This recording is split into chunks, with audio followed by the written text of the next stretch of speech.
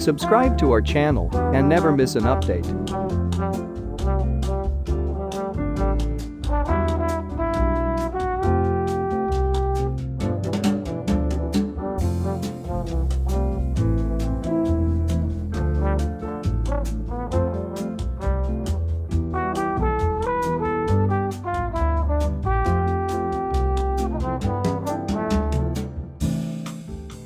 ગુજરાતી સાહિત્ય ફોરમના ઉપક્રમે આજે બહુ રસપ્રદ કાર્યક્રમ યોજવામાં આવ્યો છે અને તેના સંચાલક ચિરંતનાબેન ભટ્ટનો પરિચય આપતા મને આનંદ થાય છે. ચિરંતનાબેન છેલ્લા 15 ઉપરાંત વર્ષથી પત્રકાર ક્ષેત્રે સક્રિય છે અને મુંબઈથી પ્રસિદ્ધ થતા મિડ ડેની ઓનલાઈન એડિશનના તેઓ સંપાદક છે. આ ઉપરાંત તેઓ અભિનય, નૃત્ય અને લેખન ક્ષેત્રે પણ સક્રિય છે. મારી દ્રષ્ટિએ આ કાર્યક્રમના સંચાલક તરીકે ચિરંતનાબેન ઉત્તમ વ્યક્તિ છે, કારણ કે હેલ્લારોની નાયિકામાં જે ઉત્સાહ અને ઉમંગ જોવા મળે છે એવો જ ઉત્સાહ અને ઉમંગ ચિરંતનાબેનમાં પણ વ્યક્ત થાય છે. તો over to ચિરંતનાબેન.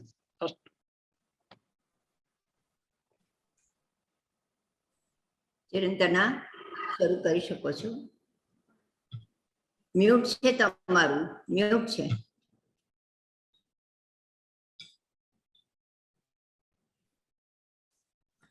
Okay, thank you very much.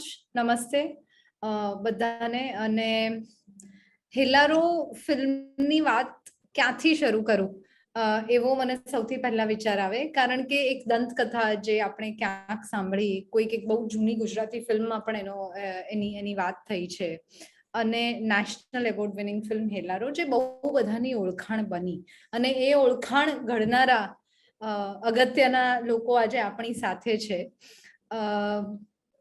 અભિષેક આપણી સાથે જોઈન થયા છે. મીત ઇઝ ધેર વિથ અસ.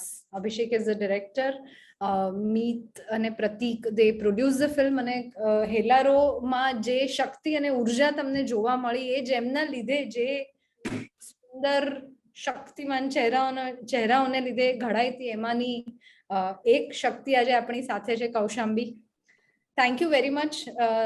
અને આઈ વુડ શરૂઆત મારે એવી રીતે કરવી છે. હું કંઈક બીજું વિચારતી હતી પણ આપણે ક્લિપ જોઈ અને મારે તમને ચારે ચાર જણને એ સવાલ પૂછવો છે કે આપણે જ્યારે કોઈ પણ પ્રોજેક્ટમાં ઇન્વોલ્વ હોઈએ ત્યારે ખૂબ ઇન્વોલ્વ હોઈએ, પછી once it is done, delivery થઈ જાય ને, લેબર પેન પછીની જે ઘટના હોય, પછી તમે આખી વસ્તુને એક થર્ડ પર્સન પર્સપેક્ટિવથી જુઓ, દૂરથી જુઓ. અને આઈ એમ શ્યોર હેલ્લારો કંઈ, એટલે એ જે થયું, જે અચીવમેન્ટ થયું, ઇટ વોઝ ગ્રેટ. અને હેલ્લારો મોજું આવે ને પછી એ જાય પણ આજે suddenly after a long gap એ નાનકડી ક્લિપ તમે જોઈ અને મને તમારા ચારે ચાર જણ પાસેથી સાંભળવું છે કે વોટ વોઝ ધેટ ફિલિંગ. મેં કૌશાંબીના ચહેરા પર એક બહુ જેને કહેવાય ને વેરી સ્મોલ, બહુ જ નાનકડું એક ચમક, એક સ્મિત મેં જોયું ત્યારે એના ચહેરા પર. મેં તરત એને નોટિસ કરી સૌથી પહેલા, being a woman, and I will ask her અને then we all can share કે what happened right now. I mean, I'm getting goosebumps. What about you? I think I went straight back to the time જ્યારે અમે લોકો shoot કરતા હતા. એ આટલા વર્ષો થયા હેલ્લારોને આટલી સક્સેસ મળી, જોઈ, આટલી બધી વખત ટ્રેલર જોયું છે, ગીતો એટલી બધી વખત જોયા છે, પણ હજી જયારે એ ફિલિંગ શેર કરવાની આવે ને કે એક્ઝેક્ટલી કેવું થયું હતું, એક્ઝેક્ટલી શું character, I M steel enable to find the exact word કે શું થયું હતું. એ બહુ અમેઝિંગ મજા આવી હતી. અને જયારે જોઈએ છીએ ને ત્યારે એવું થાય છે કે અમે કરી શક્યા, આવું કેવી રીતે કરી શક્યા હતા. અને એટલું આઈ don't no, it out of the world. અને જોઈને પાછી એ બધી વસ્તુઓ તાજી થાય ને એવું થાય છે કે let's go back and let's do something like that again. ફરીથી કરી શકીશું કે કેમ, કારણ કે એ માહોલ જ આખો અલગ હતો. એટલે એ બધું ઇટ ઓલ કેમ રશિંગ બેક. સો મને કહેવામાં આવ્યું છે કે અભિષેક, because I think Abhishek is about to આપણી સાથે બહુ લાંબો સમય માટે નથી, તો કે after કૌશાંબી I would like to know from you કે શું થયું અભિષેક આ ક્લિપ હમણાં જોઈ? What happened to you? ખાસ તો એવું છે કે જીવનમાં કેટલીક એવી ઘટનાઓ, કેટલીક એવી વાતો, કેટલાક એવા સંબંધો, કેટલીક એવી લાગણીઓ જે તમારી સાથે જીવનભર રહે છે. એવી એક વસ્તુ એટલે હેલ્લારો અમારા બધા માટે. એટલે અમે લોકો આમ, મેં પ્રતિકે મીતે અને આયુષ્ય સાથે એક સપનું જોયેલું કે એક સરસ મજાની ગુજરાતી વાર્તા કહીએ, અને એ સપનામાં બહુ જ બધા લોકો જોડાયા અને ફિલ્મ બની. ફિલ્મ ઘણા બધા લોકો સુધી પહોંચી, ઘણા બધા લોકોને ગમી. એટલે હેલ્લારો વિશેની ક્યારેક પણ કોઈ પણ વાત આવે છે, જેમ તમે અત્યારે હાલ એક ક્લિપ બતાવી, એવું કશું નજરે ચડે અથવા તો કોઈ અમને એના વિશે વાત કરે, એનું ગીત ક્યાંક સંભળાઈ જાય, તો એ જુદા પ્રકારની લાગણી છે. ને મને એવું લાગે છે કે આ જીવન પર્યંત રહેશે, કેમ કે આ જે પ્રકારની ફિલ્મ છે, અથવા તો એને જે અમને બધાને જે આપ્યું છે, અને જે રીતે લોકો આ ફિલ્મને લઈ રહ્યા છે, અને જે રીતે લોકોને ગમી છે, એટલે બહુ સ્પેશિયલ જ છે. અને આજે નહીં, કદાચ 20 વર્ષ પછી આપણે આવું કોઈ લાઈવ કરીશું, ત્યારે પણ એવી જ ફિલિંગ આવશે, આ ક્લિપ જોઈને કે ગીતો સાંભળીને કે હેલ્લારો વિશેની વાત કરીને. એટલી સ્પેશિયલ છે આ ફિલ્મ. ઓવર ટુ યુ પ્રતીક, શું થયું? I think it is the same જે I think અભિષેકભાઈ અને કૌશાંબીએ કીધું કે it all came rushing back. બધી જ મેમરીઝ આવે, બધું જેટલા ચેલેન્જીસ ફેસ કર્યા હતા એ બધા એમ રિફ્રેશ થવા માંડે. તમે શોર્ટ્સ જુઓ, તમે જુઓ તો ઓફકોર્સ બ્યુટી ને એની જે એ છે ને, હું actually I was looking at people looking at those clips, જેટલા લોકોના બી કેમેરા ચાલુ છે, ને I was trying to gauge કે એ લોકોને કેવું લાગે છે અત્યારે બી જોઈને. તો બસ એવું જ છે. પણ for us I think it is all the same. for I think જે અભિષેકભાઈએ કીધું, I will echo that, કે અમારા માટે એવું જ છે કે all comes rushing back, અને એ એવું જ થયા જ કરશે જ્યારે બી અમે જોઈશું. હમણાં નવરાત્રી પછી અમે એક જ દિવસે એક નાનકડા ગરબા એક સોસાયટી એમાં ગયેલા, અને વાગીરોલ જ્યારે પ્લે થયું ત્યારે અમને એવો જ I think it was the same feeling જે હમણાં થઈ જોઈને, કે ઓલવેઝ ઇટ ઇઝ memories આવી જાય, it all comes rushing back. I think that is what I would like to say, what I felt when I saw this trailer again today. So Meet, I am sure તમારો જવાબ પણ almost આને મળતો આવતો હશે, તો હું સવાલ જરા ટ્વિસ્ટ કરીને પૂછું કે કોઈ એવી મોમેન્ટ ક્યારેક યાદ આવી જાય કે યાર બહુ અઘરું હતું ભાઈ સાહેબ, પણ કર્યું, એવું થયું? જનરલી કેવું હોય કે જ્યારે તમે એક્સ્ટ્રીમ સ્ટ્રેસમાં હો કે તમે એક્સ્ટ્રીમ ખુશ હો, તો એ મોમેન્ટ તમે જનરલી નથી ભૂલતા હોતા. અને હેલ્લારો એક એવી પ્રોસેસ છે કે જેમાં એક્સ્ટ્રીમ સ્ટ્રેસ અને એક્સ્ટ્રીમ ખુશી રૂટીનમાં થતું હતું. એટલે એ એક મોમેન્ટ, એટલે એ જેટલા પણ દિવસો હતા, શૂટિંગના કહી લો કે પોસ્ટ પ્રોડક્શનના કહી લો કે પછી રિલીઝિંગના કહી લો, એ બધા એ રીતના હતા કે જેમાં આઈધર વી વર એક્સ્ટ્રીમલી હેપી ઓર વી વર અંડર એક્સ્ટ્રીમલી સ્ટ્રેસ.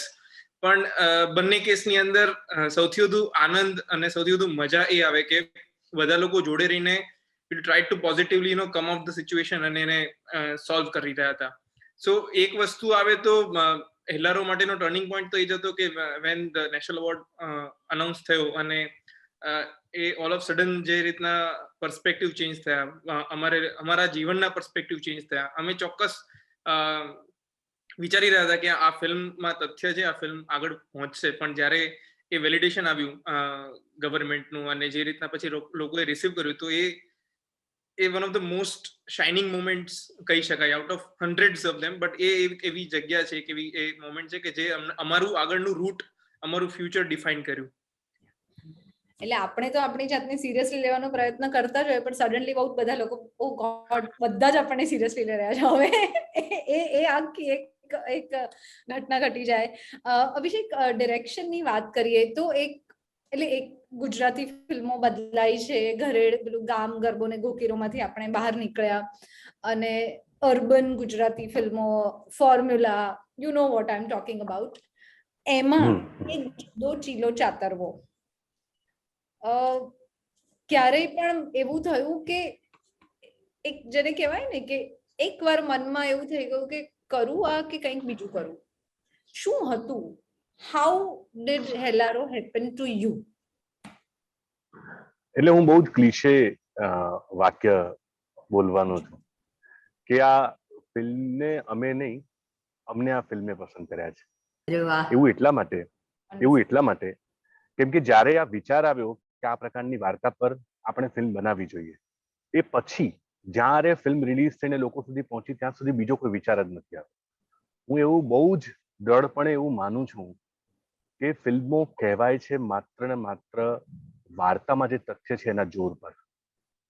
હવે એ વાર્તામાં તમને જો એવું ગજબ સત્વ દેખાય, તમે જે પ્રકારના છો એ પ્રકારની વાર્તા કહી શકવાની તમારામાં તાકાત હોય અને તમે બિલીવ કરતા હોય એ જ વસ્તુ તમે સુંદર રીતે કહી શકવાના હો, તો એ કોઈ પણ પ્રકારની વાર્તા હોય, એમાં પછી એ અર્બન કે પછી રૂરલના છે, જેટલા પણ આપણે જે બાઉન્ડ્રીઝ બનાવી છે એની બહાર નીકળી જતી હોય છે. એટલે હેલ્લારો માટે એવું હતું કે હેલ્લારો માટે જ્યારે વિચાર કર્યો ત્યારે અમે લોકો એક પણ વાર એવું નહોતું વિચાર્યું કે આ કેવા પ્રકારની ફિલ્મ હશે. એટલી ખબર હતી કે આ વાર્તાને કેવી રીતે કહેવી છે, આ ફિલ્મને કેવી રીતે બનાવી છે.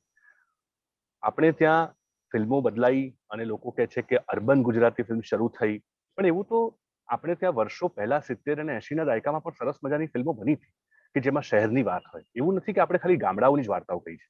અને અત્યારે હાલ એવું બિલકુલ જરૂરી નથી કે આપણે એવી હિન્દી જેવી ફિલ્મો બનાવીએ. હિન્દી જેવી ફિલ્મો એટલે એવી કે તમે મ્યુટ કરી દો તો યાર ખબર ના પડવી જોઈએ કે આ ગુજરાતી ફિલ્મ છે. તો એ તો ઉપરથી આપણી ભાષાને એક ગાળ છે કે કેમ આપણી ભાષા આપણી ભાષાની ફિલ્મ ના લાગે, કેમ આપણે હિન્દી જેવી ફિલ્મ બનાવી છે. તો એવું નહોતું કે ચલો ગુજરાતી ફિલ્મ બનાવી છે તો કઈ એમાં ગામડું જ હોવું જોઈએ ને એમાં એ પ્રકારની વાત હોવી જોઈએ અને કચ્છમાં જતા રહીએ, એમ નહોતું. આ વાર્તાએ અમને પસંદ કર્યા અને આ વાર્તાએ એવું કહ્યું કે આ વાર્તા આ રીતે બનવી જોઈએ. અને એટલા માટે જ એનું જે પણ સેટઅપ છે, આના કરતા એવું બની શકે કે કોઈક અર્બન વાર્તા હોત જેમાં શહેરી લોકોની વાત હોત, પણ એમાં જો આટલી જ તાકાત હોત, એ વાત આટલી સરસ રીતે કહી શકાય એવી હોત તો મેં એને બનાવત.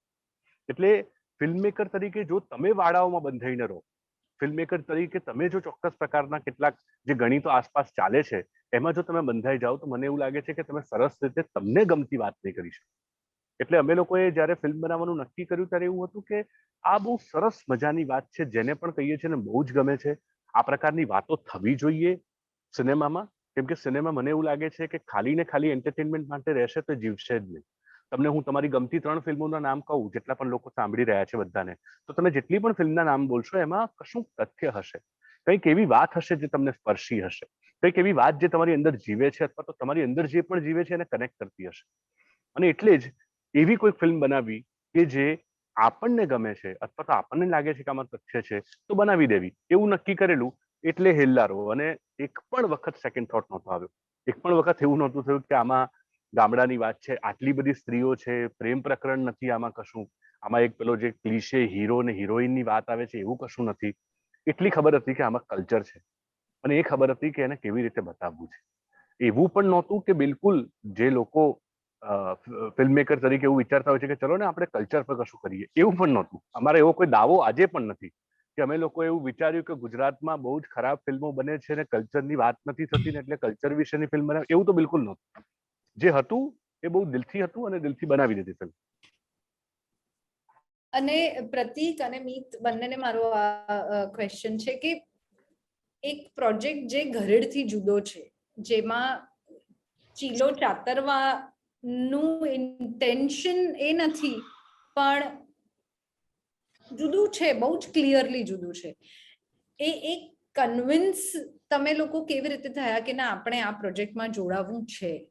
એ હેલ્લારો પહેલા એટલે મોજું આવ્યું એ પહેલા જે હતી પરિસ્થિતિ એ વિશે I would like to know from both of you. એટલે આઈ વિલ સ્ટાર્ટ અને પછી કદાચ મીત એને આગળ તાર જોડી દે. તો અમે લોકો આની પહેલા ડોક્યુમેન્ટરી ફિલ્મ્સ બનાવી રહ્યા હતા, હું ને મીત. અને અભિષેકભાઈ અમારી જોડે બહુ જ ક્લોઝલી એસોસિએટેડ હતા કે અમે જે પણ કામો કરતા હતા એમાં he was in a way મેન્ટરની રીતે ને એમ જોડાયેલા હતા. તો અમારું ઓલવેઝ એવું હતું, એક વખત એ ડોક્યુમેન્ટરી ફિલ્મ પતી ગઈ ગુંગા પહેલવાન, અને we luckily won the national award for that, for best debut. એટલે એ પતી ગઈ એના પછી અમને સતત એવું થતું હતું, અને અમારા ડિસ્કશનમાં અમે એકદમ મિત્રો છીએ બધા, તો ફેમિલીની જેમ મળતા હોઈએ ને એવું, ત્યારે હંમેશા ડિસ્કશન થતું કે યાર આપણે હવે next what is the next project, આપણે શું કરી રહ્યા છીએ. અને એમાં જેમ અભિષેકભાઈએ કીધું કે આ જે વાર્તા અભિષેક ભાઈએ ડેવલપ કરેલી, એમાં out of the basic idea of a folklore એના પછી જે એમને ડેવલપ કરી, એની અંદર અભિષેકભાઈ એક દિવસ અમને લોકોને સંભળાવીને અમને એવું થયું કે યાર ધીસ ઇઝ ઇટ, અને જે તમે કહો છો એ બધા વિચારો પાછળથી પછી કદાચ અમને એક બી વખત આવ્યા નથી. જેમ અભિષેકભાઈએ કીધું કે there were no second thoughts. એમને કીધું અને થયું યાર we need to tell this. અને પછી જે બી ચેલેન્જીસ હશે, જે બી હશે, જેમ બહુ જુદું છે, ખ્યાલ જ હતું.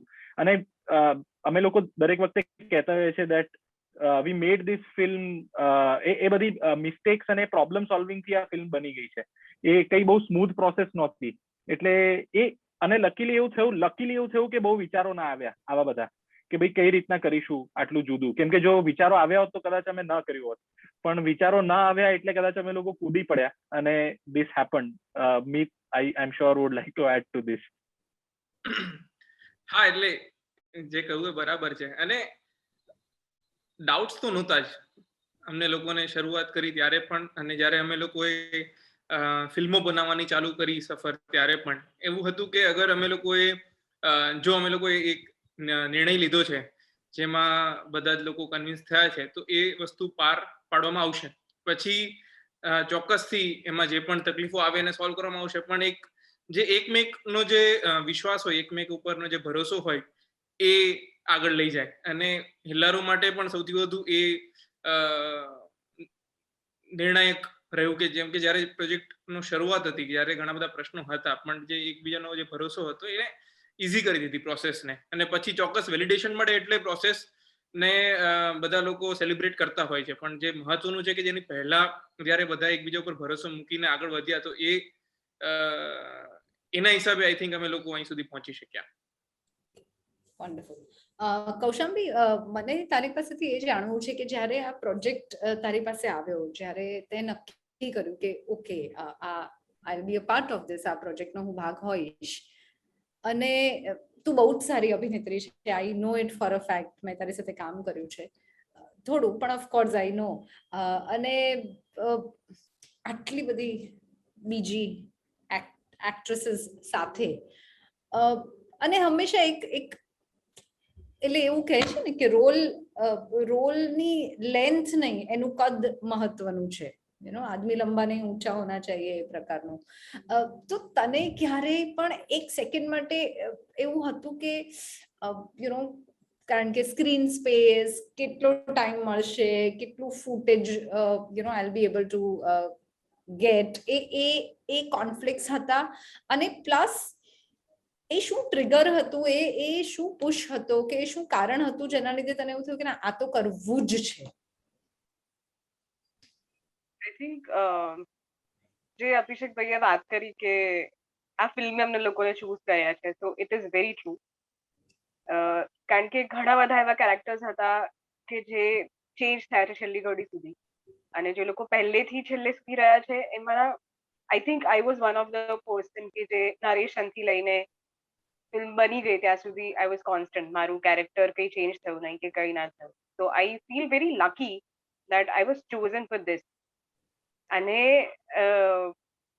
એકચ્યુઅલી વાર્તા એટલી સ્ટ્રોંગ છે, એમાં કહેવાનું એટલું બધું છે ને કે આઈ થિંક જ્યારે અભિષેકભાઈએ ફર્સ્ટ નરેશન અમને બધાને બેસાડીને આપેલું ને, ત્યાં જ એ વાત નક્કી થઈ ગયેલી કે આમાં હવે આગળ પાછળ કંઈ પ્રશ્ન હોય જ, we are going to do this.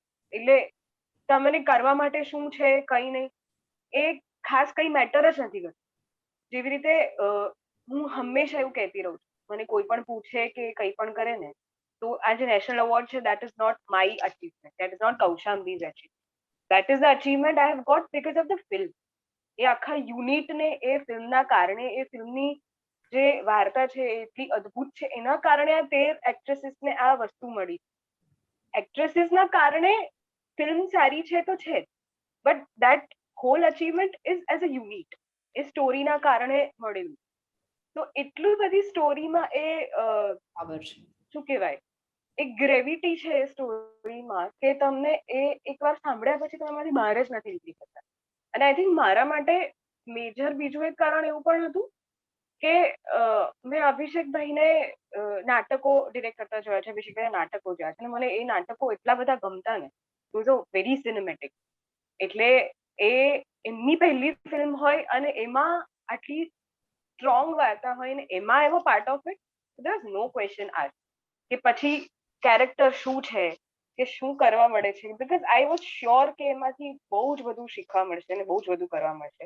અને ઓલવેઝ છે કે એઝ એન એક્ટર તમારે કોઈ ફિલ્મ માટે કે કોઈ કેરેક્ટર માટે જે પ્રિપરેશન લાગે, જે આપણે હોલીવુડ કે બોલીવુડ અથવા તો બીજી અમુક ફિલ્મના એક્ટર્સને કરતા જોતા હોઈએ, તો ફોર મી હેલ્લારો વોઝ સચ અ ફિલ્મ કે જેમાં I had to go through that process, એ હું જોઈ શકી, શીખી શકી કે તમારે કોઈ એક થોડા કેરેક્ટરમાં મોલ્ડ થવું હોય તો તમારે એક્ટરે કઈ પ્રોસેસમાંથી નીકળવું જોઈએ, કે કેટલું કેટલું કરવું પડે એક એક્ટરે ટુ અચીવ દેટ કેરેક્ટર.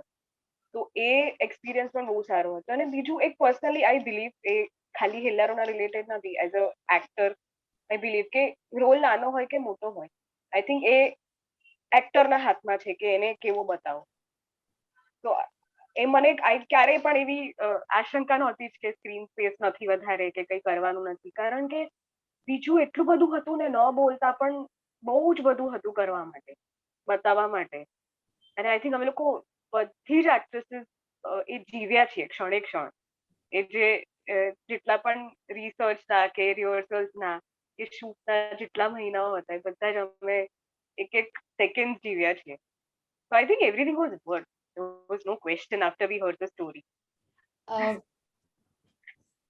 દરેક પ્રોજેક્ટ કે દરેક કામ, દરેક અનુભવ, કામ પણ અનુભવ જ છે, એટલે એ આપણામાં કંઈક બદલે, કંઈક ઉમેરે, કંઈક ઓછું કરે. મારે તમારા ચારેય જણને આ સવાલ પૂછવો છે કે હેલ્લારોએ શું બદલ્યું તમારા લોકોમાં? આ પ્રોસેસ પછી શું બદલાયું? કૌશાંબી can start.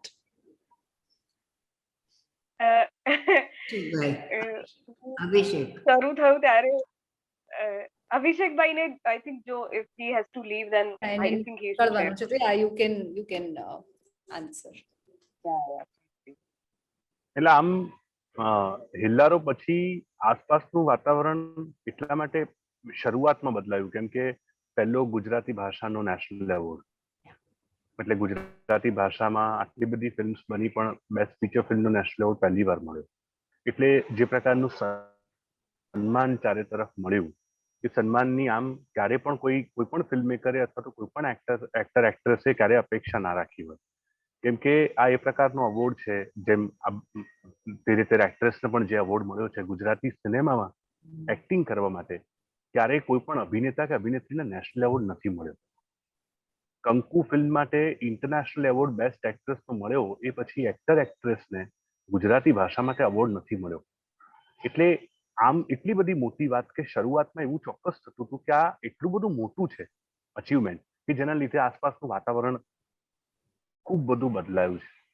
અને પછી હેલ્લારો જ્યારે રિલીઝ થઈ ત્યારે મને વધારે બદલાવ એટલા માટે ફીલ થયો કેમ કે જ્યારે તમે કોઈ વાર્તા બહુ દિલથી કહો છો અને પછી જ્યારે લોકો એના વિશેની વાત તમારા સમક્ષ લઈને આવે છે, એક સ્ત્રી તમને સિનેમા હોલમાં ફિલ્મ પૂરી થયા પછી મળવા આવે અને પછી એવું કે તમે મારી વાર્તા કેવી રીતે કહી નાખી, તમે તો મને મળ્યા નથી. એટલે એ બધી વાતો જે છે ને એ મારા માટે કદાચ સૌથી મોટો બદલાવ છે કે આ પ્રકારની લાગણીઓ તમારા સુધી પહોંચે. અને બીજું કે આ જુઓ, તમને બહુ જાય છે ને, જેટલા પણ લોકો સાંભળતા હશે બધાને ખબર હશે કે જ્યારે તમે કોઈક એવો મોટો સક્સેસ મેળવો છો, સફળતા મેળવો છો, ત્યારે બધા જ લોકો તમને ક્યાં બાતે કરે છે અને પછી તમે નિષ્ફળ જાઓ એટલે લોકો ભૂલી પણ જતા હોય છે. આજે હેલ્લારો પછી અમે 3 વર્ષે ફિલ્મ બનાવીએ તો પણ લોકો અમને લોકોને જે અત્યારે સન્માનથી જોવે છે અથવા તો જે બોલાવે છે એવી રીતે નહીં બોલાવે, કેમ કે ફિલ્મ જૂની થાય, વાત જૂની થાય, ઘટના જૂની થાય. એટલે આમ જે બદલાયું છે એ બધું બહુ જ આમ તમે જોવા જાવ તો ભૌતિક રીતે જોવા જાવ તો બધું બદલાયું છે, પણ જે માણસ તરીકે એને અમને બદલ્યા. મને એવું યાદ છે કે આટલા બધા લોકો એક સાથે ફિલ્મના સેટ પર હોય અને ફિલ્મના સેટ પર બધા પ્રોફેશનલિઝમને સાઈડમાં મૂકીને જે પણ તકલીફો પડી રહી છે એ બધી તકલીફોને એન્જોય કરીને એક ફિલ્મને આટલી બધી ચાહીને બનાવે, એ સૌથી મોટું એચિવમેન્ટ છે. એટલે એ બધું જે મેળવ્યું ને ફિલ્મની આસપાસનું, એ બધું આ જે સન્માનો નેશનલ એવોર્ડ લેવા માટે સ્ટેજના બધું પણ ઘણું બધું આ ફિલ્મે અચીવ કર્યું છે. એ બધું બહુ ક્ષુલ્લક લાગે છે. લોકોની વચ્ચે તમારું કરેલું કામ જીવે, જેમ કે કૌશાંબી જીવનમાં ખૂબ બધી ફિલ્મ કરશે પણ એ કૌશાંબીએ મેળવેલો અવોર્ડ અને કૌશાંબીએ કરેલું આ પરફોર્મન્સ એની પાસેથી કોઈ છીનવી નહીં શકે. તો એ જે સ્પેશિયલ વસ્તુ જે છે ને એ કદાચ મને એવું લાગે છે કે અમને બધાને આમ વધારે સ્પેશિયલ લાઈફ ટાઈમ લાગશે. અને કેટલીક વસ્તુ એવી હોય જ છે કે શકે છે. હેલ્લારો બહુ અદભુત ફિલ્મ છે. વાતો હવે થઈ છે કેમ કે નવેમ્બરમાં રિલીઝ થઈ ત્યારે બધા કહેતા હતા હવે 2 વર્ષ થાય એટલે થઈ ગઈ. કદાચ એવું બની શકે કે 3 વર્ષ પછી વાત કરતો હશે. પણ પેલું જે મેળવ્યું છે, પેલી જે લાગણી અથવા જે સંતોષ અને જે પ્રકારની વાતો જીવાઈ ગઈ છે એ કદાચ નહીં ભૂલી શકાય. એ યુનિક છે બહુ. પ્રતીક, શું બદલાયું? એમ તો I think there is before Hellaro and after Hellaro, એટલે બધું જ બદલાઈ ગયું લાઈફમાં એવું કહેવાય. જેમ આપણે વાત કરતા હતા કે તમે પહેલા પૂછેલું કે કેવી રીતના તમે કન્વિન્સ થયા, તો એમાં મને એકચ્યુઅલી એક એડ કરવાનું એવું લાગેલું કે અમે તો તરત થઈ ગયેલા પણ અમને લોકોને કન્વિન્સ કરતા સમય લાગેલો કે ભાઈ આવી ફિલ્મ બનાવાય.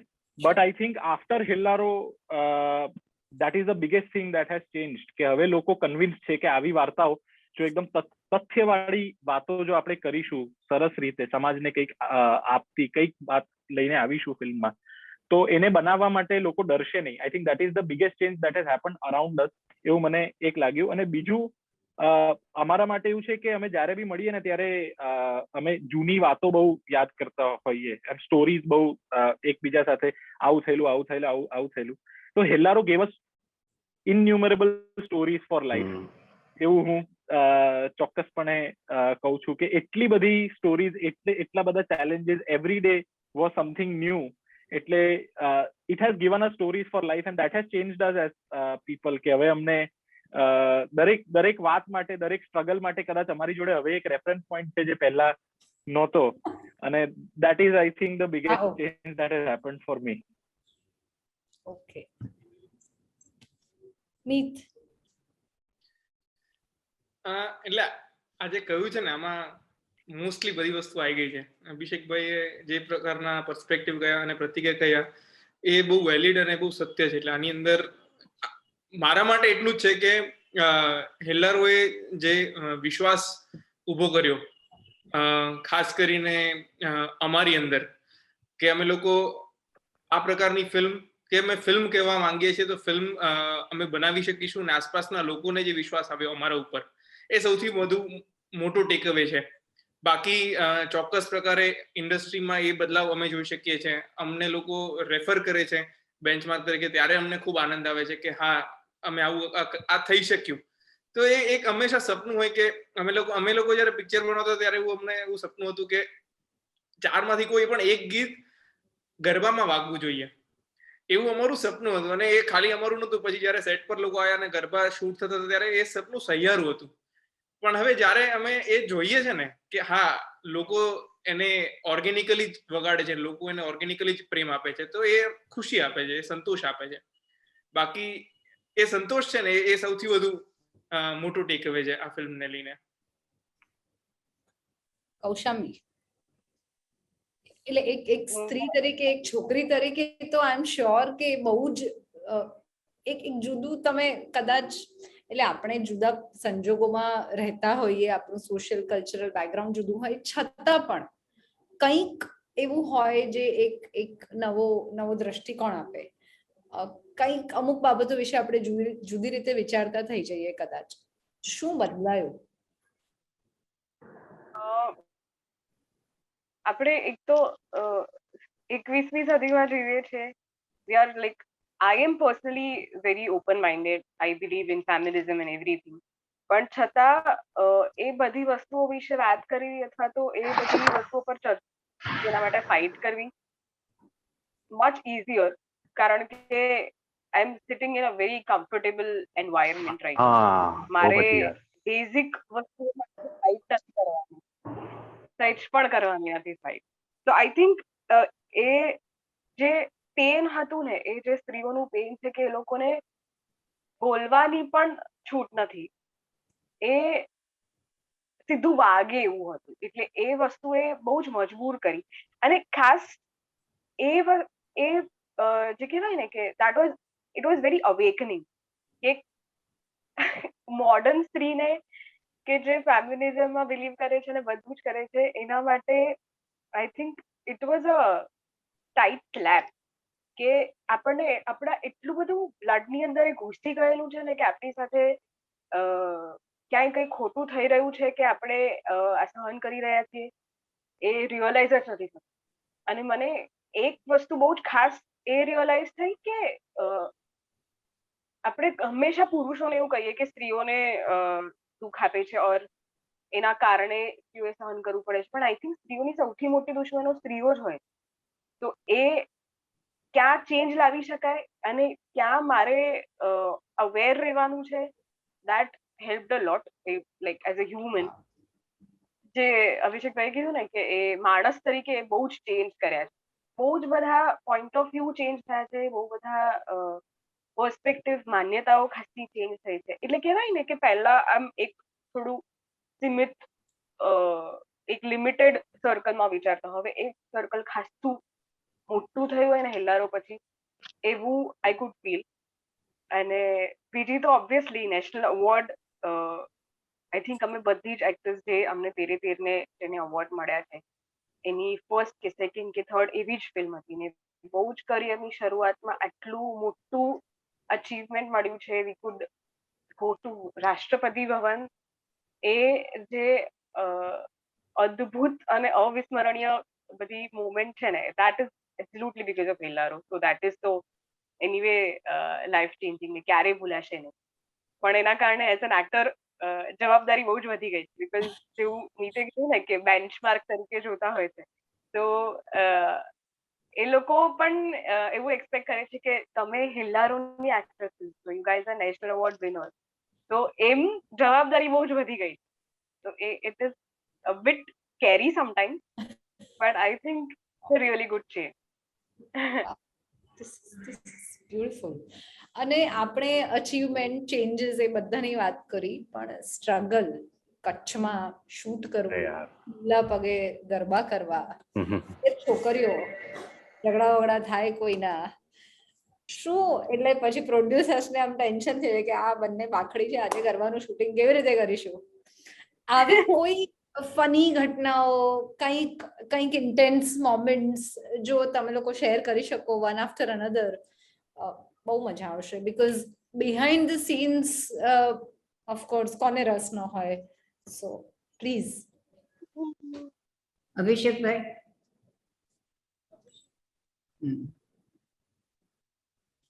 એક તો ગુજરાતીમાં પેલી કહેવત છે કે ઘર હોય તો વાસણ ખખડે બી ખરા. તો હેલ્લારોના સેટ, પણ એ કહેવત લકીલી હેલ્લારોના સેટ માટે લાગુ નથી પડતી. એટલે હજી પણ અમે લોકો બેઠા હોઈએ ને વિચારીએ છીએ તો અમને લોકોને બહુ અનબિલીવેબલ અચીવમેન્ટ લાગે છે.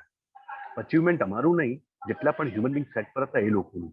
કેમ કે જેમ આપણે બહુ બધી વસ્તુઓ આપણે સર્વગ્રાહ્ય ક્લીશે વસ્તુઓને સ્વીકારી લઈએ છીએ કે બહેનો હોય તો ઝઘડા થાય, એવું નથી હોતું. પુરુષ હોય તો ઝઘડા થાય, તો માણસની મર્યાદા પર છે. પણ એ મર્યાદાઓની વચ્ચે મને એવું લાગે છે કે એવું કેમ ના થયું. એટલે એનું કઈ એ મેજિક અથવા તો એનું કોઈ લોજિક હોય. જો મેજિક ના હોય તો લોજિક એટલું જ છે ખાલી કે ત્યાં જે પ્રકારની તકલીફોની વચ્ચે કામ થતું હતું અને જે પેલો ખૂબ થાક, ખૂબ તકલીફો, ગરમી, પરસેવો અને શું નહીં, લાઈટ જાય અને બધી જ પ્રકારની તકલીફોની વચ્ચે છેવટે જે કામ જે પ્રકારનું થતું હતું, ઈચ એન્ડ એવરી સિંગલ માણસને જે સંતોષ થતો હતો રાત્રે સૂતી વખતે, કદાચ એના લીધે એનામાં રહેલી કેટલીક નેગેટિવિટી અથવા તો એને પડતી કેટલીક તકલીફો એ સરફેસ પર ના આવી શકી. અને બની શકે કે કોઈકને એવું હોય કે આજે મારે કહી દેવું છે કે મને પ્રોબ્લેમ છે, પણ ત્યારે કોઈ એવા માણસને જુએ કે જેના પગમાં છાલા 4 દિવસથી પડ્યા છે અને છતાં પણ એ ગરબા કરે છે. કેમ કે એવું છે, the show must go on. હું આ ફિલ્મમાં એક્ટ્રેસ તરીકે કામ કરી રહી છું, ભલે મારા પગમાં લોહી નીકળે છે પણ મારે તો ગરબા કરવાના છે. ત્યારે માણસને એવો વિચાર આવતો હશે કે યાર મારું તો આટલું નાનું પ્રોબ્લેમ છે ને આ માણસ કોઈને કહેતું નથી અથવા તો કહેતી નથી. મને એવું લાગે છે કે એ અચીવમેન્ટ છે. અને આમ એવું હોય કે ફિલ્મના સેટ પર બહુ ના થવાની નેગેટિવિટીઝ બી બધી બહુ થતી હોય, પણ હેલ્લારોના સેટ પર કોઈ જ નેગેટિવિટી તો અમે ના જ થવા દઈએ, તો અમારા ચારની જવાબદારી જ હોય. અને એવું હંમેશા એવું હોય કે જે લોકોનો સેટ હોય, જે લોકો જવાબદાર હોય સેટના, એ લોકો કેવા છે એની અસરો બહુ પડતી હોય છે એ ફિલ્મના સેટ પર કે પછી નાટકનું ગ્રુપ હોય કોઈ પણ વસ્તુ પર. એ અમારી પોતાની જાત સાથેનું એક કમિટમેન્ટ હતું કે અમે કેટલાક પ્રકારની જે નેગેટિવિટી હોય છે સેટ પર એ નહીં થવા દઈએ. જેમ કે સ્ત્રીઓ વિશેની ખરાબ મસ્તી મજાક ના થાય અમારા સેટ પર, એવી બહુ બધી વસ્તુઓ છે એ ના થવા દઈએ. પણ સાથે સાથે માનવીય તકલીફો જે છે, જે મર્યાદાઓ છે, એ મર્યાદાઓ ના આવી સરફેસ પર, એનું કારણ માત્ર એટલું કે કામ થતું હતું અને કામ બધાને ગમે એવું થતું. નેશનલ એવોર્ડ અનાઉન્સ થયો એ પહેલા જયારે અમે છૂટા પડ્યા ત્યારે તમને એ વખતે જો તમે હાજર હોવ તો તમને એવું લાગે કે આ લોકોને નેશનલ એવોર્ડ થી પણ મોટો ઇન્ટરનેશનલ એવોર્ડ મળ્યો, કે આ લોકો ઓસ્કર જીત્યા. જે દિવસે ફિલ્મનું શૂટિંગ પૂરું થયું અને એ પેલા 300-350 લોકો એકબીજાને મળતા હતા, ભેટતા હતા, રડતા હતા, વરસાદનો સિક્વન્સ પૂરો થયો હતો ને જે રીતે લોકોને ઘરે નહોતું જવું આટલી તકલીફોની વચ્ચે પણ, ત્યારે તમને એવી ખબર પડે કે આ કદાચ ક્યાંક કશે પેલું મેજિક કામ લાગ્યું કે જેને લોજિકને સાઈડમાં મૂકી દીધું છે. તો અભિષેકે તો બહુ જ ફિલોસોફિકલી ઘણું બધું કહ્યું, પણ પ્રતીક પ્રોડ્યુસરના ચહેરા પર મને 2-3 વાર સ્માઇલ દેખાઈ ગયું અને બિચારાને 1-2 વ્યથાઓ થઈ હશે, યાદ આવી ગઈ હશે એવું હું માનું છું. કોઈ એપિસોડ, કોઈ એવી સ્પેસિફિક ઘટના મે બી જેના લીધે વાતાવરણ બહુ જ ઈઝી થઈ ગયું હોય, અથવા તો એ દિવસે તાણ વધી ગઈ હોય કે ટેન્શન થઈ ગયું હોય, એવું કંઈક થયું હોય તો પ્લીઝ શેર. આઈ થિંક એક સ્ટોરી અમે વારે ઘડી કહેતા હોઈએ છીએ દરેક જગ્યાએ, એટલે એ જ ફરીથી કહું કેમ કે કદાચ નવી ઓડિયન્સ છે એટલે એમને કદાચ રસ પડે. સો બેઝિકલી ચેલેન્જીસ દરરોજ આવતા હતા, ઇન ડઝન્સ આવતા હતા, એ બધું ચાલી રહ્યું હતું. બધા સ્ટ્રગલ્સ વચ્ચે બધા જ લોકો પોતાની ફિલ્મ માનીને to the last person on the set, I think એ લોકો પ્રોડક્શન હાઉસની ફિલ્મ છે એવું નતા માનતા કે અમને અહીંયા પર ડે ના પૈસા મળે છે, કાં તો અમારી ફીસ નક્કી છે એના માટે અમે કામ કરીએ છીએ. They were working as if they were creating something. તો એ ચેલેન્જીસ બધા પાર પડતા હતા. એમાં એક દિવસે એવું થયું કે અમારા લોકોની શૂટિંગ રાતની હતી અને બપોરે એવું થયું in the middle of I think in the end of March, out of nowhere એવું થયું કે વી સો ક્લાઉડ્સ અને તરત ઇટ સ્ટાર્ટેડ રેનિંગ. અને અમે લોકો જ્યાં રોકાયા હતા એ જગ્યાને અમે રિસોર્ટ કહીએ છીએ પણ એ રિસોર્ટ નતું, એટલે એ અમારી રોકાવાની જે જગ્યા હતી ત્યાં અમે લોકો, એ લગભગ અમારા સેટ થી લગભગ 8 કિલોમીટર દૂર હતી, અને જોરથી વરસાદ અને વિન્ડ શરૂ થયા. અને પ્રેક્ટિસ માટે મંડપ ને એવું બધું લગાડેલું, કેમ કે એક્ટર્સ ને બધા રિહર્સલ કરતા હોય, ડાન્સના રિહર્સલ ને બધા ચાલતા હતા એના માટે, અને બધું ઉડવા માંડ્યું ને એવરીવન કેમ ટુગેધર ને એને પકડ્યું ને બધું થયું ને એ તરત થોડુંક શાંત થયું માહોલ. અને એટલામાં આઈ રિમેમ્બર કે મીત, આયુષ ને એ લોકો બધા જ ટેન્શનમાં કે સેટ પર શું થયું હશે, કેમ કે અમારે આજે શૂટ કરવાનું અને ત્યાં માટી અને પ્લસ જે ભૂંગા હતા એ બધા વોટરપ્રૂફ નહોતા. In the middle of March we were not expecting, March અને એપ્રિલમાં વી વર નોટ એક્સપેક્ટિંગ એની રેન. એટલે બધાને એવું થયું કે ગયા આજે તો શૂટિંગ નહીં થાય, હવે ક્યારે સુકાશે, શું થશે. અને સો બેઝિકલી ગાડીઓ લઈને લોકો ત્યાં પહોંચ્યા અને by the grace of God, જે અભિષેકભાઈ કહે છે મેજિક વિચ ડિફાઈઝ લોજિક, એવું થયું કે there was not a single drop of rain that fell on the set. અને એવું દેખાય દૂરથી કે there is a cloud storm passing, દૂરથી દેખાય, કેમ કે આખું સપાટ છે, બહુ જ દૂર સુધી તમારી વિઝિબિલિટી તમે જોઈ શકો એવું છે. there are no structures, એટલે તમને દેખાય. બટ આઈ થિંક એ કંઈક ડિવાઇન, કંઈક મેજિક જ હતું જેને એ દિવસે, અને અમે લોકો every day it was a struggle કે અમે લોકો શૂટ કઈ રીતના ટાઈમલી પતાઈએ અને એવું. અને જો એકાદ દિવસની બી કંઈક પ્રોબ્લેમ થઈ હોત તો I don't know what would have happened. We had no fallback plan for something like rain that could happen. But I think એ જે મેજિક છે, આઈ થિંક બધાની એટલી બધી શું કહેવાય, everybody was throwing this in the universe that this needs to happen, કે એ વરસાદ લકીલી અમારા સેટ સુધી ન પહોંચ્યો. અને અમે લોકો that was something that was really magical for me personally. મીત, પ્રશ્ન ચેન્જ કરવાનો છે કે આજ છે? ના આજ છે, કારણ કે બધા માટે, જો જે એને માટે સ્ટ્રેસફુલ હોય તારે માટે સ્ટ્રેસફુલ નહીં હોય એવું નહીં કહું, પણ તારી પોતાની કોઈ બીજી વાર્તા હોઈ શકે ને. You will have your own memories, so please. હા, એ આજે ઘટના થઈ જેમાં, એટલે આનું જ એક એક્સટેન્શન હું ખાલી કહીશ કે જે ઘટના કહી કે જેમાં વરસાદ આવતો હતો અને પછી ઇલેક્ટ્રિસિટીના થાંભલામાં કશું પ્રોબ્લેમ થયા અને જે અમારા જે રહેવાના સ્થળ ઉપર જ્યાં લાઇટ ઇલેક્ટ્રિસિટી આવતી હતી એ પડી ગયા અને એટલે ઇલેક્ટ્રિસિટીનો થોડો ઇશ્યુ થઈ ગયો. હવે જ્યારે ત્યાંના જીઈબીમાં વાત કરી તો ખબર પડી કે મે બી 1-2 દિવસ થાય લાઇટ આવતા, કેમ કે વાયર છે બધું ડિટેક્ટ કરશે અને કેટલી જગ્યાએ પ્રોબ્લેમ છે ખ્યાલ નહીં આવે. તો અમને થયું કે હવે કેવી રીતના કરવું. શૂટિંગ માટે તો જતા રહેશે 10 કલાક 12 કલાક, કેમ કે ત્યારે સાંજના શૂટ હતું, પણ પછી આવીને લોકોને તો લાઇટ પંખા તો જોઈશે જ, પાણી જોઈશે, કેમ બધું જ ઇલેક્ટ્રિસિટીથી ચાલે અને જો એ ના થાય તો એટલા તો જનરેટર હતા નહીં અમારી પાસે કે સેટ પણ ચાલે અને આ બી ચાલે. એટલે બહુ જ ચિંતામાં હતા. એવું થતું હતું કે અમે લોકો આખા યુનિટને ભુજ લઈ જઈએ અને એવી મથામણો ચાલી રહી હતી. પણ સમહાવ એક મિત્ર હતા, એના પપ્પા એ જીબીમાં નીકળ્યા અને એમને એવું કહ્યું, અચ્છા તમે કોઈ આવી રીતના ફિલ્મ બનાવી રહ્યા છો, ઓકે. એમને પોતાનું આખું યુનિટ આખી રાત કામ લગાવ્યું અને સવારના 6:30-7 વાગ્યા સુધીમાં ઇલેક્ટ્રિસિટી આવી ગઈ અને અમે લોકોએ રિલીવ ફીલ કર્યું કે હાશ, કોઈકનો મિત્ર, કોઈકના પપ્પા, કોઈક કનેક્શન એ મેજિકલ મોમેન્ટના હિસાબે થઈ ગયું. અધરવાઇઝ આખા યુનિટ માટે બહુ ડિફિકલ્ટ રહેત એ આખી ઘટના, કેમ કે આપણને સાંભળતા એવું લાગે પણ એના પાછળના જે અમુક પ્રશ્નો હોય કે જે આપણને તરત દેખાય નહીં, પણ એ જયારે ફીલ થાય ને તો એ બહુ અઘરા હોય. પણ એ એવા લોકો, અને આવા બહુ બધા લોકો છે કે જે લોકોએ અમને એક ફોન કોલ કરીને એવી મદદ કરી દીધી કે જે દેખાતા પ્રોબ્લેમ ના હોય પણ જે કદાચ આવી શકે એ પ્રોબ્લેમ એ લોકોએ સોલ્વ કરી દીધા. તો આ તો એક નાનો પ્રોબ્લેમ, એના માટે એક ફોન કોલ હતો, પણ બાકી આ મોટો પ્રોબ્લેમ થઈ શકતો હતો. અને એમાં બહુ બધા લોકો છે. અને લાઇટર નોટ ઉપર એવી વાત છે કે બહુ બધા લોકો હતા, અમે બહુ બધા લોકોને મેનેજ કરતા હતા. પણ જ્યારે બધા લોકોને અમે બસમાં બેસાડીને બાય કર્યા હતા ત્યારે બહુ બધો આનંદ થઈ રહ્યો હતો કે હાશ, શૂટ ખતમ, બધા લોકો ગયા, હવે શાંતિથી જમીશું અને આરામ કરીશું. એટલે અમે લોકો સ્પેશિયલી બધાને વિડીયો પાડતા હતા અને અમે લોકો ખુશીથી બાય બોલતા હતા બધાને કે ભાઈ બસ હવે કોઈ અહીંયા આવતો નહીં, અમે પણ નહીં આવીએ. મહિના સુધી કોઈ ચર્ચા નહીં કરતા પિક્ચરની, મેસેજ પણ નહીં કરતા હે, ડોન્ટ ટેક્સ્ટ. કેમ કે 24 કલાક આટલા બધા લોકો જોડે હોય એટલે એક લેવલનું પેલું થઈ જાય અને ખુશીનું જ હતું બધું માહોલ. પણ એ બહુ મસ્ત વાત છે કે, અને બધા સામેથી કહેતા હતા કે હા ભાઈ હવે અત્યારે વાત નહીં કરીએ પણ ચોક્કસ મહિના પછી ફરીથી અભી મિલના મત અભી થોડા ટાઈમ. કૌશાંબી,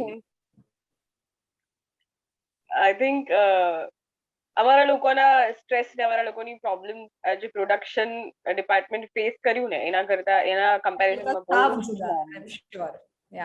બહુ જ નાના છે. એકચ્યુઅલી જુદા તો ખરા જ, પણ નાના છે. કારણ કે વી હેવ સીન ધેમ, એટલે એટલું દે હેડ ટુ ડીલ વિથ અમારા ખાવા પીવાનું, અમારા કમ્ફર્ટ, અમારી હેલ્થ, આ બધું જ એ લોકોને ડીલ કરવાનું હતું. ને એ લોકો પોતે ક્યાંય, જેવું મીતે કીધું, they were not able to eat peaceful, sleep peaceful. કંઈક ને કંઈક આવ્યા જ કરતું હોય છે.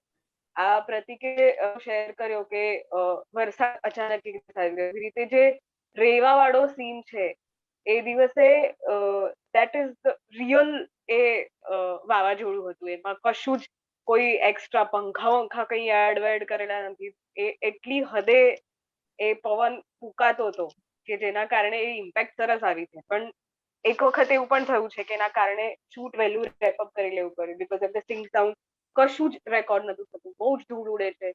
તો આવા નાના નાના પ્રોબ્લેમ્સ કે જે પાછળ જઈને શૂટમાં શેડ્યુલમાં બહુ ડીલે કરે, એવા એ લોકો રોજ જ ફેસ કરતા હતા. એટલે અમારા પ્રોબ્લેમ્સ એમના કમ્પેરિઝનમાં અતિશય નાના છે. પણ આઈ થિંક એક્ટર્સ માટે, સ્પેશિયલી એક્ટ્રેસીસ માટે, છોકરાઓને એમ શાંતિ હતી કારણ કે લોકોનું મોસ્ટ ઓફ ધ શૂટ ગામમાં હતું, કે જ્યાં છાંયડો છે, બેસવાની જગ્યાઓ છે, ઓર રાતના ભાગમાં વધારે શૂટ હતું કે જ્યાં એ લોકોને તડકાનો એટલો સામનો નથી કરવાનો. અમે બધી ફિમેલ્સના, અમારું 80% shoot was in the desert, જે વી વર કોલિંગ ઇટ, જે ઢોલી જે છે આપણો, ત્યાં એ જે જગ્યા છે ત્યાં શૂટ કરવાનું. ત્યાં આસપાસ એક પણ ઝાડ નથી કે કશું જ નથી. મૂળજી બેઝ જે હતો ત્યાં, કે ત્યાં ક્યાંય બેસી શકાય કે કોઈ છાયડામાં કંઈ કરી શકાય કે આપણો વારો નથી. તો જ્યારે મૂળજી બેઝનું શૂટ લાગે ને ત્યારે આમ પછી છેલ્લે મોતિયા મરી જતા હતા કે ઓ ગોડ, આજે પણ મૂળજી બેઝ છે. કારણ કે આખો દિવસ એટલી ગરમીમાં એ મૂળજી બેઝ પર શૂટ કરવું વોઝ ધ બિગેસ્ટ ચેલેન્જ. અને I think second biggest problem was કે જ્યારે ગરબાનું શૂટ કરતા હતા અને અમુક એ શોર્ટમાં એવું થયું હતું. પણ વી વર વેરી લકી કે પ્રતીક વોઝ એટલે એ એડિટ કરીને કઈ સેફ્ટી પિન ને હેર પિન ને એવું બધું હોતું નહીં. તો અમે લોકોએ જે બધા જુગાડ કરીને બધા દુપટ્ટાઓ જે ભરાવ્યા હોય એ ગરબા કરતી વખતે પવનના કારણે ઉડે અને એ જુગાડ દેખાઈ જાય તો એ ઓથેન્ટિસિટી મરી જાય ને બહુ જ ખરાબ લાગે. વી વર લકી કે પ્રતીક વોઝ ઓન સેટ તો એ તરત જ રેક્ટિફાઈ થઈ શકે એવું હતું. તો એ જ્યારે ગરબામાં આઈ થિંક વાઘેરો ઢોલમાં જ્યારે અમુક પોર્શન અમુક સ્ટેપ્સના રીશૂટ આવ્યા ત્યારે એવું થયું કે ઓ ગોડ અમને એવું હતું કે હા વાઘેરો ઢોલ પતી ગયો. પણ કારણ કે 4 ગરબા ત્યાં કરવાના હતા તડકા અને ઉઘાડા પગે અમુક લોકોના હાથમાં ચાંદીના કડા છે, અમુક લોકોના પગમાં ચાંદીના કડા છે. તો કોઈના પગ છોલાયેલા હતા, કોઈના હાથ છોલાયેલા હતા અને તડકાના કારણે જે તમારા તળિયાની હાલત થાય કે તમારી બોડી ડ્રેન થઈ જાય તો અલગ જ. અને વાગ્યોરે ઢોલનું એન્ડિંગ છે ઇટ ઇઝ વેરી ફાસ્ટ અને એ બહુ જ એનર્જેટિક છે બીકોઝ એ પહેલો ગરબો છે કે જ્યાં તેઓને રિયલાઇઝ થાય છે કે ગરબા કરવાના કારણે આપણી સાથે કશું ખરાબ નથી તો આપણે મન મૂકીને ગરબા કરી શકીએ. તો they are like free, they are very happy. તો એ અતિશય મજાવાળો અને એનર્જેટિક સખત એવો ગરબો છે અને એમાં જ વી હેડ ટુ ડુ સમ રીશૂટ. એટલે I think that was the second difficult moment કે જે અમને એવું થયું કે અરે યાર ફરીથી એ જ કરવાનું છે, પાછી એ જ એનર્જી લાવવાની છે, ફરીથી તડકામાં એ જ કરવાનું છે. તો આઈ થિંક આ બે એવી જગ્યા હતી કે જ્યાં વી ફેસ કે અમને બહુ આમ અઘરું પડતું હતું અને લંચ બ્રેક પછી બધાને પાછા સેટ પર જવું કારણ કે વી વર હાર્ડલી ગેટિંગ 2-3 hours કા સ્લીપ એટ નાઇટ જ્યારે શૂટ ચાલતું હતું ત્યારે. તો આમ બપોરે હાર્શ લાઇટના કારણે આમ 2-3 કલાકનો લંચ બ્રેક હોય ને પછી જ્યારે પાછા સેટ પર જવાનું હોય ત્યારે બધાને આમ જી ઉપર આવી જતું એટલે બિચારા પ્રોડક્શન ના જે પણ એડીઝ ને બધા હોય ને તે લોકોને આમ આખું એવું થતું કે યાર આ બધી એક્ટ્રેસીસ ને સેટ પર ટાઈમ પર પહોંચાડવી દેટ ઇઝ હેડેક. એટલે એ લોકો એ વખતે they had to face a lot of problem. પણ હા એ specific post lunch time was very difficult to you know get up and go back to that ગરમી અને ફરીથી એ જ એનર્જી સાથે શૂટ કરવું. પણ સમહાઉ ઇટ હેપન કારણ કે અગેન એ જે સ્પિરિચ્યુઆલિટી એ જગ્યાની હતી કે આટલા બધા લોકો આટલા તકલીફમાં પણ સાથે રહીને એટલા જ ઉત્સાહથી રોજ કામ કરે છે. એ મેજિકના કારણે સ્પિરિચ્યુઆલિટીના કારણે જ રોજ લોકો કરી શકતા હતા કામ. એટલે એ મજા હતી. મજા હતી. 10 વાગવામાં છે એટલે હવે એક મારે સવાલ નથી કરવો બટ આઈ વોન્ટ કે અહીંયા જે લોકો છે તમે 4 જણ કંઈક એવી વાત હશે, કંઈક એવું કંઈક કહેવું હશે અથવા તો કંઈક પૂછવું હશે જે તમે એકબીજાને પૂછવાનું ચૂકી ગયા હશો, રહી ગયું હશે, ત્યારે પૂછીશ, પછી પૂછીશ. આઈ વોન્ટ કે અભિષેકને તમે 3 જણ એક સવાલ કરો જે તમારે હંમેશા પૂછવો તો પણ અમે ડિરેક્ટર છે એટલે જવા દે નથી પૂછવું એમ કરીને ના પૂછો. આજે પૂછી નાખો. મને એવું છે જાય છે એવો કોઈનો સવાલ ના હોય તો 2 સવાલ જે લોકો જોઈ રહ્યા છે એમાંથી આવ્યા છે. હાજી હા. એટલે એક સવાલ એવો છે એમાં કે તમને આટલી બધી મહેનત પછી ક્યારેક એવો ડર લાગ્યો કે જશે તો શું? હા, જશે તો હવે ફિલ્મ છે ને એક પ્રકારનો બિઝનેસ છે, એક કોમર્સ સાથે જોડાયેલી ઘટના છે. તમે એક ચોક્કસ પ્રકારના પૈસામાં ફિલ્મ બનાવો છો ને ચોક્કસ પ્રકારના પૈસા જો એ ફિલ્મમાં ફાઇનાન્સ કરનાર માણસને ના મળે તો મને એવું લાગે છે કે એ બિઝનેસની રીતે નિષ્ફળ મોડેલ છે. ભલે પછી તમે ફિલ્મ બનાવો અને ફિલ્મ બહુ જ ગ્રેટ હોય અને બહુ જ ગ્રેટ ફિલ્મ બહુ જ બધા લોકો સુધી પહોંચે તેનો સંતોષ જુદો હોય છે. પણ આ ફિલ્મ સાથે એવું હતું કે આમાં એક પ્રકારનું એક એક્સ ફેક્ટર હતું. એની વાતમાં એટલો બધો દમ હતો, એમાં ગરબા હતા, એમાં જે વાત હતી એવું આમ જ્યારે શૂટિંગ કરતા હતા અથવા તો જ્યારે પ્રતિકે એડિટ કરીને ફર્સ્ટ કટ બતાવ્યો ત્યારે પણ એવું જોઈને લાગતું હતું કે આ બહુ સરસ કામ થયું છે. જ્યારે સરસ કામ થાય છે ને ત્યારે લોકો સુધી સરસ રીતે પહોંચે જ છે. એટલે આ ફિલ્મ ફ્લોપ જશે એવો વિચાર ક્યારેય નહોતો આવ્યો. એટલું ચોક્કસ હતું કે લોકો સુધી ફિલ્મ સરસ રીતે પહોંચવી જોઈએ. અને એટલે આ ફિલ્મનું જે માર્કેટિંગ છે, એડવર્ટાઇઝિંગ છે, એનું જે પેકેજિંગ કરીને લોકો સુધી પહોંચાડી, એમાં અમે લોકોએ બહુ જ મહેનત કરેલી. બહુ બધા નાના મોટા રિસર્ચ કરીને નક્કી કરેલું કે આપણે આ ફિલ્મને કેવી રીતે લોકો સુધી પહોંચાડી. કેમ કે કાલબા દેવીથી માંડીને કલોલ સુધી અને છેક કેરેલામાં રહેતા ગુજરાતીથી માંડીને કેલિફોર્નિયામાં રહેતા ગુજરાતી સુધી પહોંચાડવા માટે બહુ જ મહેનત પડતી હોય છે. લોકો 3 મહિના પછી તમને મળે કે આ તમારી પિક્ચર વિશે સાંભળ્યું, લોકોને જોઈ નહીં યાર મેં. એવું ના થાય એનું ધ્યાન રાખેલું, પણ ફ્લોપ જાય એવી તો અમને લોકોને ચિંતા નહોતી. બીજું એક મને એક એવું લાગે છે કે પ્રતિકના ઇન્ટ્રોડક્શનમાં એક વાત રહી ગઈ છે કે પ્રતિક માત્ર ફિલ્મનો પ્રોડ્યુસર નહીં, તો પ્રતિક ફિલ્મનો એડિટર પણ હતો. પ્રતિકે મારી સાથે ફિલ્મનો સ્ક્રીન પ્લે પણ લખ્યો છે અને પ્રતિક મારો એસોસિએટ ડિરેક્ટર પણ હતો. આ તો એક જસ્ટ મને ઇન્ટ્રોડક્શનમાં એવું લાગ્યું કે આ વાત ખોટી છે. બીજો એક સવાલ કોઈ એવો કર્યો કે આ ફિલ્મની ઓથેન્ટિસિટીને લઈને કેટલાક સવાલો ઉભા થયા છે ક્યાંક, એવો કોઈ સવાલ છે? હા, એના જવાબમાં હું ખાલી એટલું જ કહીશ કે મેં જેમ હમણાં કહ્યું કે જે પ્રકારના જે રેન્જના ગુજરાતીઓ સુધી પહોંચવું હતું, એમાં હું જો કચ્છની એવી જેને કચ્છની બોલી કહી શકાય એના હું 4 શબ્દો અત્યારે પણ બોલું ને તો આ જેટલા લોકો સાંભળે છે એમાંથી 80% લોકોને ખબર નહીં પડે કે હું કઈ વસ્તુની વાત કરી રહ્યો છું. એટલે સૌમ્ય જોશી જેવો માતબર સર્જક હોય અને એ ફિલ્મના ગીતો લખતા હોય ને ડાયલોગ લખતા હોય, અને જ્યારે અમે બેસીને ડિસિઝન લઈએ કે આપણે આ ફિલ્મનું કમ્યુનિકેશન એટલે લેંગ્વેજ ઓફ ધ ફિલ્મ શું રાખીશું, ત્યારે અમે લોકોએ બહુ જ બધું વિચારીને છેલ્લે આ ડિસિઝન લીધેલું કે આપણે કચ્છીનો ખાલી થોડો એવો ટચ રાખીએ, પણ આપણે ભાષા તો એને એવી રાખીશું કે જે સાવ જ 16-17 વર્ષની ઉંમરે જે લોકો અત્યારે ગુજરાતી બોલવામાં પણ શરમ અનુભવે છે એના સુધી પણ આ વાત પહોંચવી જોઈએ. અને કોઈ એવો વ્યક્તિ કે જે કદાચ બહુ જ વર્ષોથી કેલિફોર્નિયામાં કે પછી આફ્રિકામાં ક્યાંક રહે છે અને એને પોતાની ભાષામાં કશું જોવું હોય, તો એ પેલા શબ્દોના લીધે અથવા તો પેલી ભાષાની ઓથેન્ટિસિટીના લીધે ચૂકી ના જાય, એનું અમે ધ્યાન રાખેલું. એટલે કદાચ જે ક્યાંક કશે એવું લખાયું હોય કે આની ભાષા બહુ શુદ્ધ છે, આ કચ્છની ભાષા નથી, તો નથી જ. કેમ કે બહુ જ અમે લોકોએ કોન્શિયસ ડિસિઝન લીધેલું. લાર્જર ઓડિયન્સ બીજી એક વાત કે ફિલ્મના પહોંચાડવાનું હોય ત્યારે ઓફ પહોંચાડ, કોર્સ હા. બીજી અગત્યની વાત કે કોઈએ એવું પણ ક્યાંક લખ્યું છે કે આ ફિલ્મના કોસ્ટ્યુમમાં કશી ખબર નથી પડતી, આ કચ્છી કોસ્ટ્યુમ નથી. એના વિશેની વાત ખાલી એટલી જ કહેવી કે આપણે ત્યાં હવે કેટલાક સમયથી જે જમાનો અથવા તો દુનિયા અને લોકો બદલાયા છે, એમાં લોકોને તરત જ માઠું લાગી જાય છે, લોકોની ભાવના અચાનક જ હતાહત થઈ જાય છે. એટલે જ્યારે અમે કચ્છનું રિસર્ચ કર્યું ત્યારે ખબર પડી કે ને માણસ ચાલતો આવતો દેખાય ને એનું ખાલી કેડિયું જોઈને તમે કહી દો કે રબારી છે કે ભરવાડ છે કે આહિર છે કે પટેલ છે. હવે એવી જગ્યાએ આ જે ફિલ્મની વાર્તા છે, ફિલ્મનું જે ગામ છે ને ફિલ્મની જે જાતિ છે, એ બધું જ મૌલિક છે. હવે એ ચોક્કસ પ્રકારના કોસ્ટ્યુમ પહેરાવીએ એટલે કોઈ જાતિને એવું લાગે આ તો અમારી વાત કરી છે. અને હંમેશા તકલીફો અને બદીઓ બધી જ જાતિઓમાં અને બધા જ ગામોમાં અને બધા શહેરોમાં હોય છે, પણ આપણે સ્વીકારવું નથી હોતું.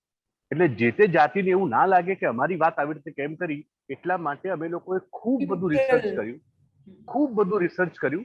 જેટલા 25-30 જાતના કપડા પહેરાય છે ત્યાં, એની ક્વોલિટીથી માંડીને એની ડિઝાઇનથી માંડીને એ અમારી કોસ્ટ્યુમ ડિઝાઇનરને આપ્યા. મિકી જોશી કોસ્ટ્યુમ ડિઝાઇનર છે ને, એણે એવો કોસ્ટ્યુમ તૈયાર કર્યો પુરુષો અને સ્ત્રીઓનો કે જે લાગે કચ્છી પણ ખબર ના પડે કે આ કચ્છી.